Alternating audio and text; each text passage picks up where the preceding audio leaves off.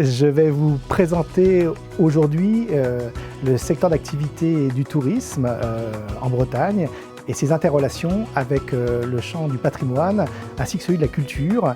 Et pour ce faire, donc, je brosserai rapidement un volant historique, un volant donc, lié à l'évolution de ce secteur d'activité et bien évidemment le volant plus contemporain de ce qu'est le tourisme aujourd'hui et de la façon dont on souhaiterait pouvoir le faire évoluer pour le rendre le plus attractif possible.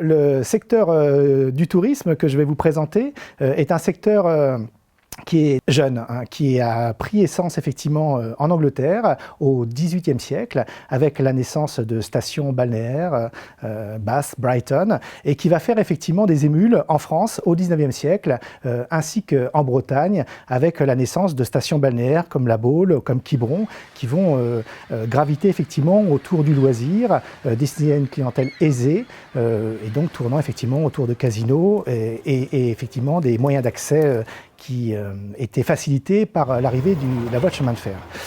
Son côté plus populaire va effectivement voir le jour en 1936 avec les congés payés. Et puis, la Seconde Guerre mondiale arrivant rapidement, il faudra attendre effectivement le début de l'après-guerre, après la Seconde Guerre mondiale, effectivement, pour voir un développement plus massif effectivement et plus poussé effectivement de l'activité du tourisme. Donc, dans un premier temps, effectivement, pour ce qui est de la Bretagne, le tourisme va encore beaucoup graviter autour de l'activité balnéaire, littorale, les plages, et puis les activités nautiques effectivement qui en résultent. Et puis, dans les années 70, la Bretagne va réfléchir à la façon de se valoriser de façon un petit peu différente, et notamment de mettre en exergue sa partie intérieure. Et donc, pour ce faire, il va y avoir toute une réflexion qui va être engagée pour valoriser le tourisme d'hiver, donc gravitant bien évidemment autour de la randonnée, donc ça sera la naissance de l'abri, mais ça sera également la naissance des fermes-auberges, et puis des gîtes d'étape et gîtes ruraux qui vont effectivement de pair. Et puis, de façon concomitante, on verra effectivement le développement d'axes qui étaient au début liés au transport de marchandises, qui étaient les canaux bretons, et qui vont effectivement évoluer vers un aspect effectivement plus récréatif. Dans cette même période, en découvrant un petit peu le tourisme intérieur, on va découvrir dans des communes dites rurales, alors je précise, les communes rurales, c'est des communes qui ont moins de 2000 habitants agglomérés, on va découvrir des communes qui ont un patrimoine bâti, architectural, assez remarquable, somptueux, avec des bâtiments des fois assez prestigieux, de type cathédrale, de type château, et qui n'ont pas grand-chose à faire effectivement avec un patrimoine dit rural. Et donc, on va structurer effectivement ces communes autour d'une marque et qui va s'appeler en fait les petits C de caractère, donc qui apparaissent en Bretagne en 1975. Donc l'idée effectivement est de valoriser donc ces communes sans avoir de démarche nationale, puisque le réseau restera un réseau breton, fera des émules dans quelques régions françaises, je pense notamment aux Alpes de Haute-Provence, le réseau des petites C de caractère franc-comtoises, le Poitou-Charentes, et puis un petit peu dans les Pays de la Loire. Mais globalement, ça restera quelque chose d'assez spécifique à la Bretagne. Donc c'est le premier label patrimonial qui se met en place en France et en Europe, avec une démarche assez novatrice, puisqu'elle prend en compte deux aspects. Un aspect de valorisation du patrimoine bâti et un aspect de valorisation du patrimoine immatériel, c'est-à-dire en gros l'accueil des visiteurs et l'animation effectivement un petit peu de cette partie du patrimoine. Cette marque va évoluer vers une marque nationale, puisqu'aujourd'hui les petits C de caractère sont une marque qui existe au niveau français. On a 26 petites C de caractère en Bretagne et il y en a près de 150 en France. Et ça va prendre encore des proportions de plus en plus importantes dans les années qui viennent, valorisant effectivement d'anciennes bastides ou d'anciennes villes tout simplement qui sont restées figées à leur état originel et qui n'ont pas grandi avec le sens de l'histoire.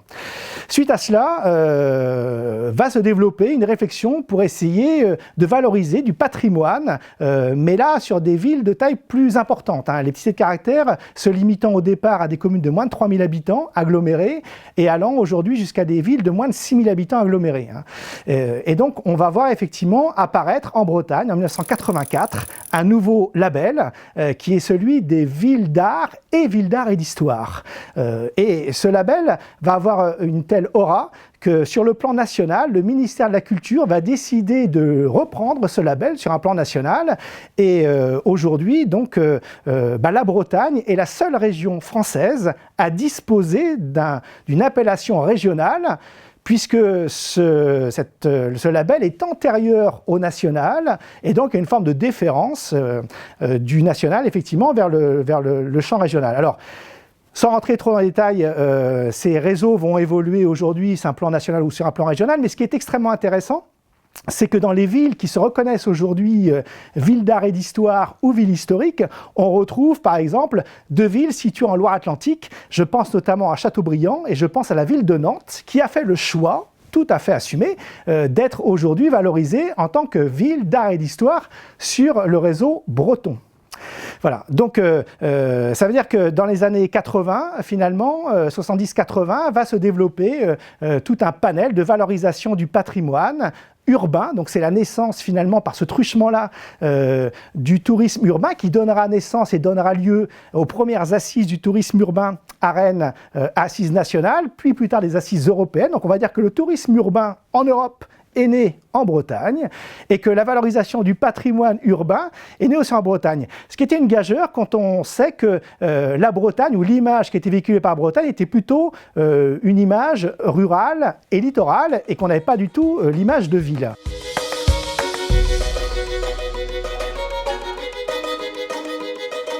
Alors, ce qui est intéressant aussi dans la démarche, c'est que finalement, en travaillant sur ces villes, on va travailler sur les origines urbaines de ces villes. Et ça, c'est une grande première. Il n'y a pas beaucoup d'équivalence aujourd'hui en France ou en Europe sur ce travail-là.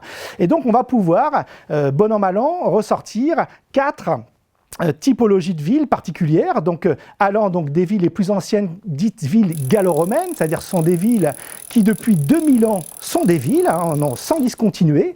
Donc aujourd'hui il en reste 3 en Bretagne, Nantes, Rennes, Vannes, voilà. Puis des villes effectivement dites de 2e génération, c'est-à-dire des villes qui naissent autour de la croyance religieuse et qui vont donner naissance aux villes épiscopales. Et donc là, c'est la naissance pour le coup des nouvelles villes épiscopales avec des fondements différents suivant la christianisation qui va s'opérer en Bretagne par le nord ou par le sud-Bretagne, avec un développement massif effectivement des évêchés sur le nord-Bretagne, puisque on est sous l'obédience effectivement de Saint-Colomban qui transformait des abbayes en sièges épiscopaux, et c'est la raison pour laquelle il y a autant de cathédrales au Nord-Bretagne par rapport au Sud-Bretagne. Donc ça va être la naissance effectivement de villes comme Tréguier, comme Saint-Paul-de-Léon, des villes comme Saint-Brieuc, comme Quimper vont apparaître aussi à cette époque-là, mais également des villes comme Redon, qui n'auront pas, ou Guérande, mais qui ne deviendront pas des sites épiscopaux. Donc ces villes-là naissent entre le 6e et le 9e siècle. 3e génération de villes sont des villes qui apparaissent, elles, pour le coup, entre le 11e et le 13e siècle, avec des fonctionnalités différentes. On va retrouver, par exemple, des villes dites des marches de Bretagne, qui avaient pour vocation de défendre la Bretagne du royaume de France. Et donc, on va retrouver Vitré, Fougères, Clisson, bien évidemment, ou bien Château-Giron.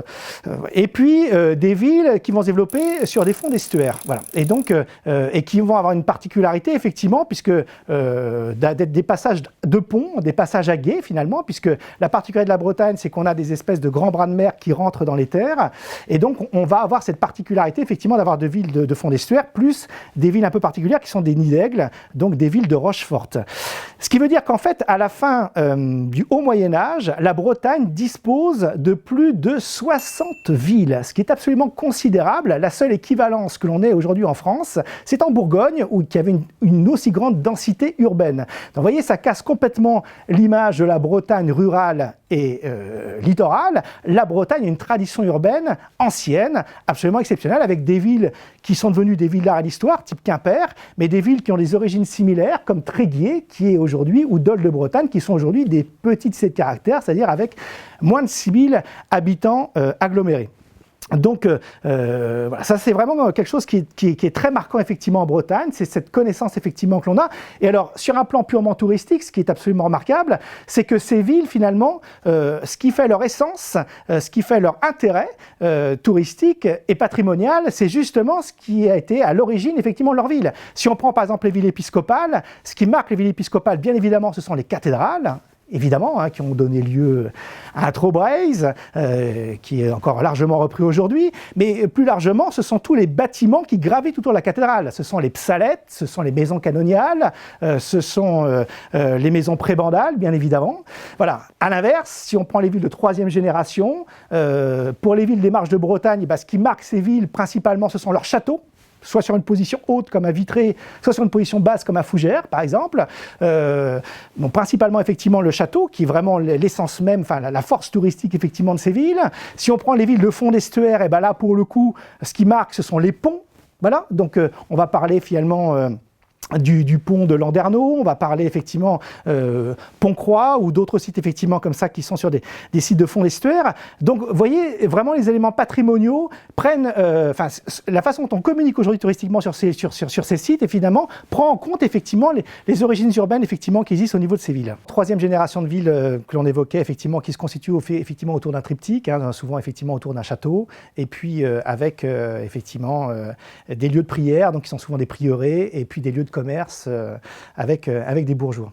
Donc, et ça, que ça soit effectivement au niveau des villes de fond d'estuaire, des villes des Marches de Bretagne, et puis effectivement quelques particularités avec des véritables nids d'aigle, puisque les châteaux en général se développaient au départ autour de ce qu'on appelait des mottes féodales, qui étaient souvent autour d'un bassin versant, et puis quand il y avait un point haut, on montait sur un point haut. Or, la particularité de la Bretagne, c'est qu'on est sur un massif dit appalachien, donc en géographie, donc le massif appalachien, c'est un massif dit en tôle ondulée, qui gravite quasiment sur toute la Bretagne. Donc on va trouver assez facilement des points hauts pour faire monter effectivement les villes sur des axes stratégiques avec une vraie lecture effectivement du bassin versant. Et donc on va se retrouver comme ça avec des villes qui sont véritablement sur des nids d'aigle. Donc si on prend le cas par exemple de Rochefort-en-Terre, comme son nom effectivement l'indique, ou bien des sites effectivement comme Dinan effectivement qui sont ou Bon Contour de Bretagne effectivement qui sont véritablement perchés sur une hauteur et qui dominent complètement une vallée. Dernière génération de villes, c'est ce qu'on appelle les villes de quatrième génération, donc qui, elles, vont se développer plutôt à l'époque des grandes découvertes. Alors pour une raison assez simple, c'est que jusqu'alors, le commerce en Bretagne est un commerce plutôt qui se fait par les terres. C'est un commerce est-ouest finalement. On a un peu développé le commerce par les voies d'eau, effectivement, avec l'arrivée des Vikings au 9e, 10e siècle, mais globalement, on est quand même beaucoup sur ces passages-là. Puis la particularité, c'est qu'avec nos grands bras de mer type Aber ou Ria, on a des fois une difficulté de franchissement, donc on est obligé d'aller justement sur la partie vraiment pied à sec, passage à gué effectivement pour construire la traversée qui vont s'opérer. Le problème, effectivement, c'est que 15e, 16e, on rentre effectivement à partir des grandes découvertes, et là, pour le coup, on a besoin d'avoir des avant-ports, effectivement, qui viennent s'installer carrément sur les bords de côte. Et donc, dans un premier temps, on va retrouver des villes déjà existantes qui vont créer une avant-ville sur le littoral. Ce sont des communes qui ne sont pas indépendantes à leur origine. Elles dépendent systématiquement d'une ville dans les terres et elles se créent effectivement sur le littoral. Et ces communes prendront leur indépendance qu'à partir de la Révolution française. Jusqu'à la Révolution française, elles seront carrément rattachées à la ville arrière. On va prendre donc très peu de villes effectivement se développent sur cette période-là. Donc on a le cas par exemple de l'avant-port de Guérande, donc qui est la commune du Croisic, qui est rattachée directement donc à la ville de Guérande, là pour le coup vraiment sur la partie littorale.